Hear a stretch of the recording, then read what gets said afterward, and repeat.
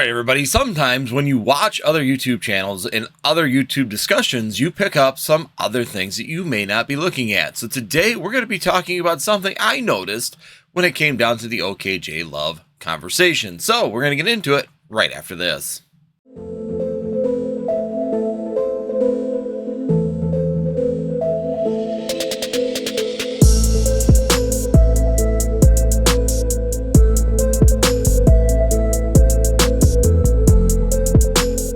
Alright everybody, thanks for joining me. I'm Andy with NorthwoodsCollectors, and today we're going to be talking about Cool Trainer Ryan's discussion when it came down to okJluv, and a little point that it kind of wormed into my head, and I really wanted to take some time to research it and look into it, and see if we might be repeating the same pattern. So today, we're going to be talking about that. We're going to be taking a look at some past performance when it comes down to your Pokemon investment through the XY era, and what we could potentially be seeing with Scarlet and Violet if history repeats itself. So today, let's sit down, relax, and this is just going to be a little satire. I mean, it's going to be all speculation. It's going to be looking at what we had seen historically and what Cool Trainer Ryan had said during the okJluv, which was this. Volume of it? I mean, well, Scarlet and Violet feels like we're just in the XY era again. Like, right? Like, think about, if you think about 2016, same thing as Scarlet and Violet right now. Nobody wants it. Nobody wants it. So yes, I found it very interesting that during that conversation, he said that the Scarlet and Violet era is pretty much the XY era just all over again. The EX is repeating itself in an EX. And I was really curious to see what he completely meant like that, because I wasn't here in the XY era. Let's just be 100% honest. I started in 2019. I was well into the Sun and Moon when I came back. The last time I've done anything with Pokemon prior to that was all the way back in the original EX era, which was back in 2006. So there's a big gap for me when it comes down to knowledge and pricing on particular parts of the Pokemon TCG.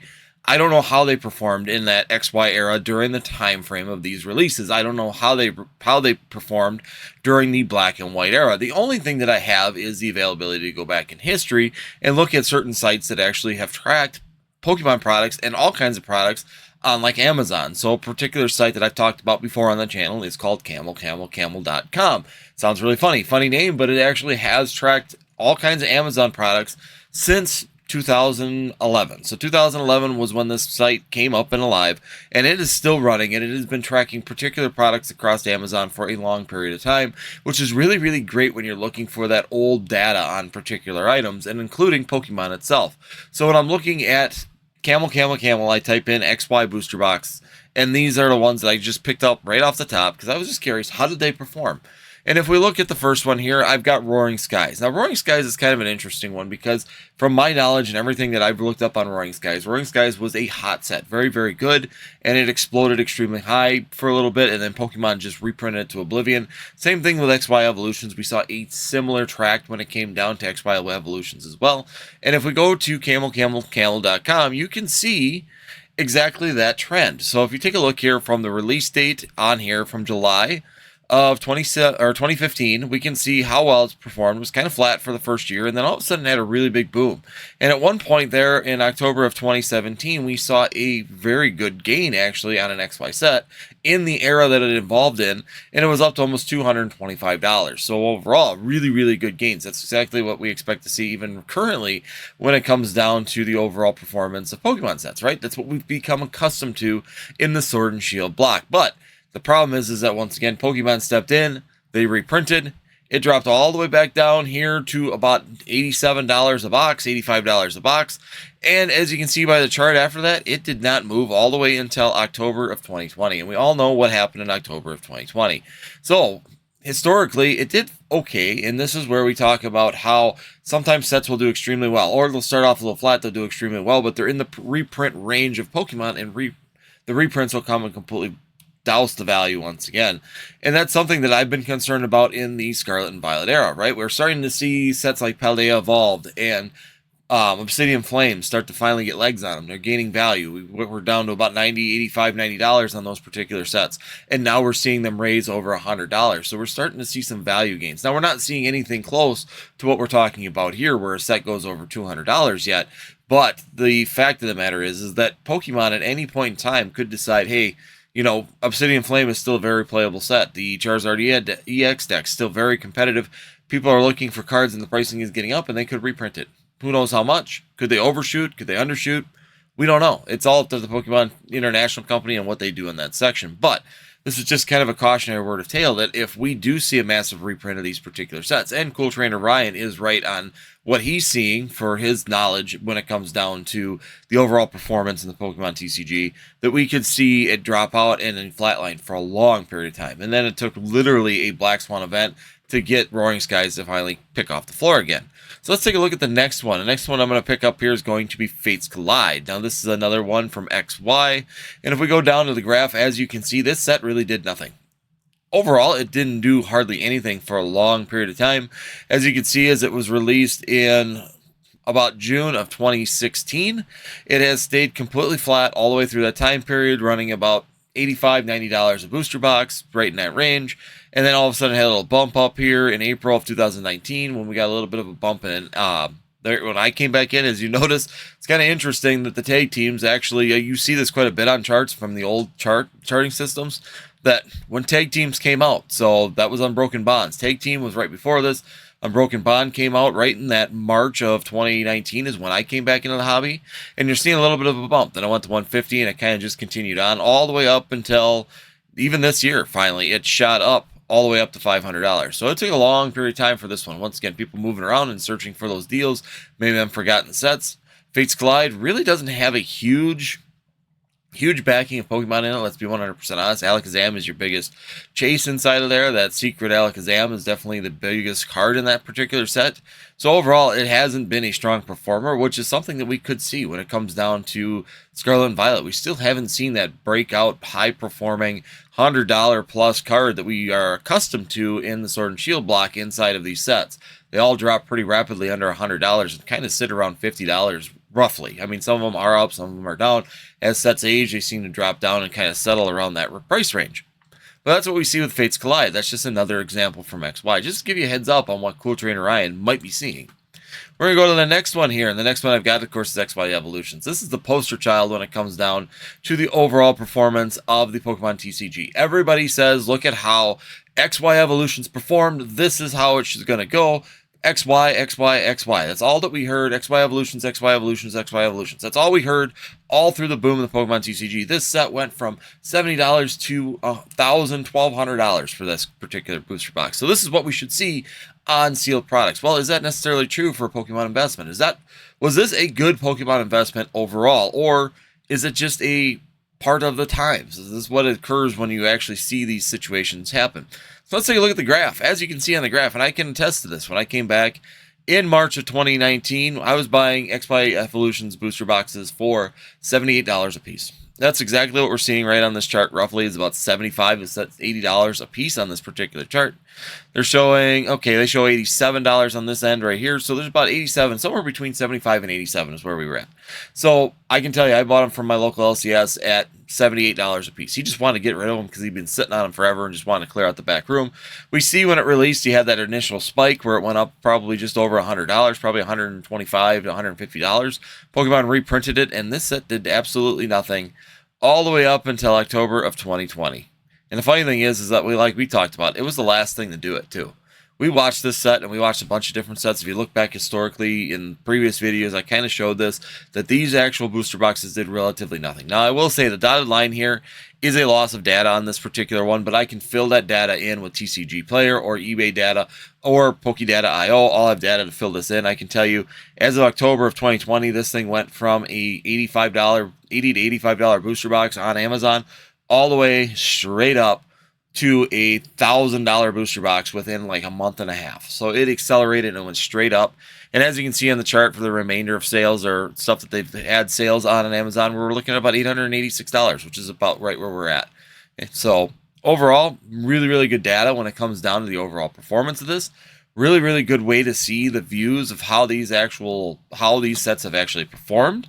And we're going to go into the last one that I have here, which is going to be XY Breakpoint. And Now, XY Breakpoint was a very interesting set as well. It did exactly the same as what we are seeing currently in the Scarlet and Violet era. We go down here. It was released roughly in March of 2016, which is the tail end of the XY era. So that's where we're seeing that nice little continuation through here. And as you can see, we can continue to go through this and go and continue to move through. There was no real upward movement on this particular set until, once again, that beginning of 2019, which is, like I said, that's when I came back. Take Teams really brought me back into the hobby. That and good timing by my son all seemed to accumulate. I think they had better pack arts. They had things that were more catchy. My kids caught that, which brought me back into it. But as you can see, we saw a little bit of a blip up to about that $150 range on this particular set. And since then, it's just kind of been the slow growth all the way up until October. And then, of course, we go straight up. There's some missing data, but we can always fill the data in with up-to-date sites such as Pokedata.io that we're tracking everything since 2020. So overall, really, really good evidence to prove that Cool Trainer Rider might be actually particularly right on these Pokemon investments. You may be able to buy them at the cheapest point possible and be able to make a couple dollars, maybe $10, $15 on these particular booster boxes over the next couple of years.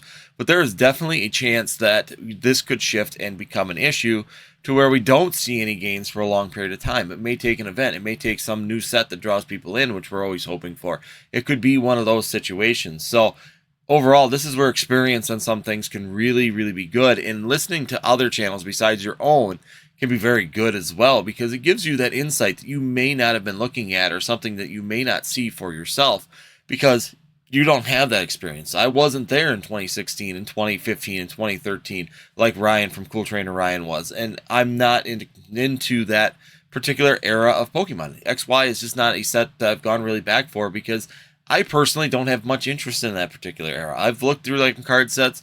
You know, Phantom Forces is probably the only one that I would probably be looking at. And even that one, if I had the time to pull up the data on that, I was going to look back in history. If I do, I'll put the chart up here of what Phantom Forces even did in XY base set when they were released from the previous videos.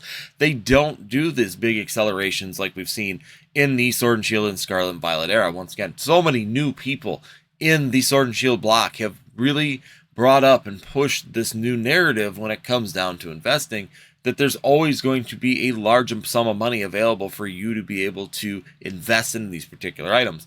But previous eras have shown that that is not always the case. And even in the Sun and Moon, early Sun and Moon sets didn't do very much on release. They actually lost value and kind of sat at a very low price. Now, that doesn't say with all the new people in the hobby and the changes that have occurred in the hobby that we can't see this trend break, or we can't see a great set from Pokemon drive the value of the rest of the Scarlet and Violet block. But if history does repeat itself, and Cool Trainer Ryan is correct on his vision on how he sees things performing currently, we might be into a long haul for some of these booster boxes. So just keep that in mind as you're purchasing these particular booster boxes, that you may have to hold them out for 5-10 years in order to see potential value or good value inside of them. Like we've talked about before, and like even Nostalgianomics, I'm going to use him watching his channel. Just because you don't get gains for the first 5 years doesn't mean year 6 you won't make it all up. That's the funny thing is about Pokemon products is that sometimes they don't gain. They just sit and they kind of just drag out, and they don't seem to have very good track records for a long period of time, and then all of a sudden something ignites and it just goes, and you could go from making no gain in 5 years to making 200% gain in that by the end of that 6th year. And if you average it out, you're still getting 18 to 20% gains. Overall, great information, great way to look at things. If you are looking at the long haul, this video doesn't pertain to you. I think if you buy any of the Scarlet and Violet block and put it away for a long period of time and just forget about it, you're going to do well. If you're looking for that more short-term investment, like that 3 year or under, you're trying to buy something, maybe put it away through the reprint process, buy something on a reprint and let it ride for a long period of time and take advantage of that, then that's where you may see the situations on where some of these Scarlet and Violet products just don't do very well. They just kind of sit and stagnate for years without any gains. So you might go that 5-6 years with no gains on some of these products, and that's just something to be considering. And that's why, especially on this channel, I really do preach, I'm going to say it again right now, use expendable money that you aren't going to need right now in order to be able to survive. If you need to pay the rent, don't be buying certain booster boxes or any booster boxes, any Pokemon products, trying to do that quick flip, because at any time or any point, any of these booster boxes could do exactly this. They could be up to $200, $300 right now. You might buy them thinking they're going up, and they could flatline at that position for a long period of time, and we've seen that as well. So once again, guys, make sure you guys are checking out the data. Make sure you guys really consider that it's an option. I'm not saying that it's going to happen. I'm not saying that that's where we're at currently in the Pokemon hobby. But when I hear someone like Cool Trainer Ryan, sometimes those little earworms get into your head, and you listen to them, and you're like, well, then you start reading and thinking and looking at data and start looking through stuff. And that's exactly what I did. And that's where you start looking at it going, well, he isn't too far off for what we're seeing currently with the Scarlet and Violet performance to what we saw in the XY era. We're definitely seeing a continuous kind of semi the same trend as we're moving through. So reprints are really going to be the real factor to it. Paldea Evolved, Obsidian Flame, even Paradox Rift, all of these are susceptible and could potentially see reprints if the Pokemon International seems like they need to do it. And they be coming into the holiday season. The holiday season is the _1 time when they would do something like this, so it'd be really interesting to see if we can make it through this first holiday season without reprints of these particular sets. It'll be a real game changer if we do, and a real worrisome for the fact that even small gains on these particular products doesn't mean that it will continue, or if a reprint may just kill it. So overall, guys, hopefully this is a good video. Hopefully this helps you out on maybe making decisions on what to look for with Scarlet and Violet. It definitely did change my perception a little bit. Doesn't mean I'm not buying Scarlet and Violet products. Absolutely not. It's just changing my opinion on how long I'm going to be waiting in order to be able to purchase these particular products. So, and how long I might have to wait before I see investment on these particular Pokemon products and get that Pokemon investment that I'm looking for. It changes my outlook from being maybe a few 3 years or less, or potentially a little bit longer. So overall, thank you guys for watching. Hopefully this is a good video. And as always, make sure you guys check out the merch store down below to support the channel. It helps out a ton. Also, make sure you guys hit that like, hit that subscribe if you are new and made it this far in the video. And last but not least, hit that like button one more time. Thank you so much. And if you do like this kind of content, check out the 2 at the end. And we'll see you next time here on Northwoods TCG.